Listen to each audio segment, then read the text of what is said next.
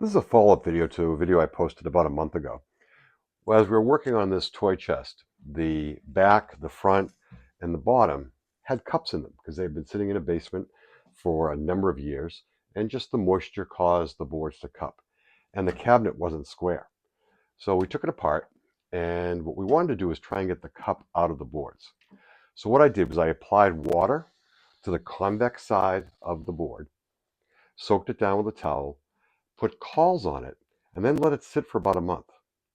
Every week or so, I would add a little bit more water and just continuously let it dry out, tighten the cauls up, and kept doing that. So we've taken it out of the clamps now. It's been about a month, and while it's not perfect, when I put the framing square against the edge of the cabinet, our gap is now down in some places to less than 1/8 of an inch, in others to just about 1/8 of an inch, which is a far cry from where it was. It was over 5/16 of an inch of a cup in the back and the front and the bottom. The back is actually perfectly flat, so that worked out perfectly. The back still has a little bit of a cup to it, but it's okay because as we do a dry fit before we glue up the chest, the most important component is that these joints on the sides are nice and tight, so there won't be that stress from the wood membranes.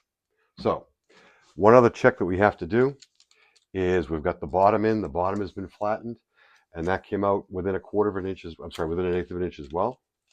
And then what we're going to do is just check this overall cabinet for square to see where we're at. So I've got